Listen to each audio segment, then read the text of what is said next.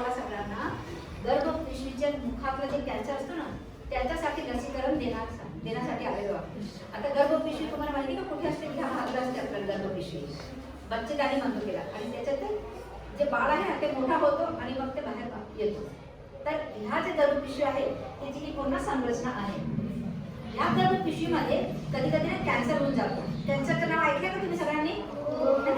तर कॅन्सर पेशंटचं add association आहे ना त्यांनी काय धोरण धरला की ह्या जे गर्भपिशवीचे मुखातला कॅन्सर आहे त्याच्यासाठी सगळ्या मुलींना 9 ते 18 वर्षाची मुलींना लसीकरण देऊन त्यांना सर्वायकल कॅन्सर म्हणजे गर्भपिशवीच्या मुखातला कॅन्सर त्याच्यापासून त्यांना आपण सुरक्षा देतो.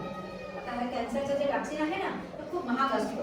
आणि तुमच्याशी बोलता बोलता 5 मिनिट झाले की अख्ख्या भारतात कुठेतरी एक औरतची, एक स्त्रीची, एक मुलीची मृत्यू ह्या सर्वायकल कॅन्सरमुळे होऊन जाते.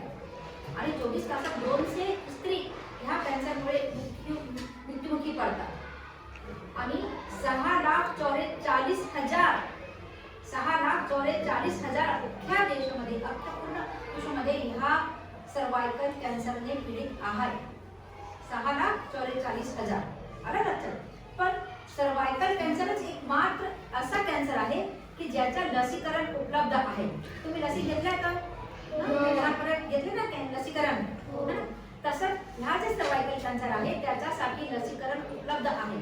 आणि ह्या लसीकरणची सगळ्यात महत्त्वाची गोष्ट अशी आहे की हा फक्त सर्वायकल कॅन्सर नाही, 6 प्रकारचे कॅन्सर आपल्याला सुरक्षा देते. त्या कॅन्सर कुठले कुठले? पिनाईल कॅन्सर, ओरल कॅन्सर म्हणजे मुखातला cancer, genital warts, anal cancer म्हणजे उदरद्वारचे कॅन्सर, गर्भपिशवीचे cancer, vulvar cancer, vaginal cancer. या जे 6 प्रकारचे कॅन्सर आहे त्याच्यापासून आपल्याला फक्त हा एक सिंगल इंजेक्शन घेऊन सुरक्षा मिळू शकते. मग आपल्याला हे सगळं वॅक्सिन घ्यायला पाहिजे की नाही?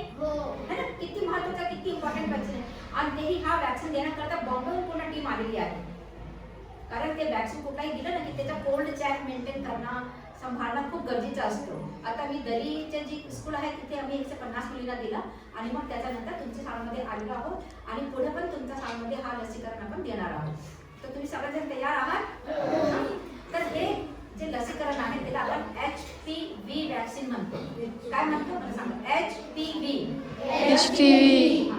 HPVचा फुल फॉर्म असा आहे ह्युमन पॅपिलोमा व्हायरस. बोला, ह्युमन पॅपिलोमा व्हायरस. आणि हा व्हायरस इतका खतरनाक आहे आपल्या शरीरामध्ये कधीतरी असं कुठेही रुतून बसतो आणि मग 15 वर्षानंतर, 20 वर्षानंतर कॅन्सरचं रूपांतर होऊन आणि बाहेर येतो. आणि मग जर कॅन्सर झाला की मग तुम्हाला माहिती की कॅन्सर झालं की आपण एकदमच घाबरून जातो ना. कारण माहिती आहे का कॅन्सर झाला की त्याला काहीही इलाज नाही. आणि जर इलाज करायला गेलो तिला लाखोमध्ये खर्च जातो. 30 लाख, 50 लाख, 1 करोड पण लागून जातात. आणि त्याला आपण सुरक्षा फक्त एक सिंगल इंजेक्शन आणि तेही आज आपल्याला फ्रीमध्ये मिळणार आहे. नाहीतर हा कॅन्सर माहिती का जे वॅक्सिन आहे ते 4,500 रुपयाचे आहे. आपण हा वॅक्सिन इतका महाग देऊ शकतो का?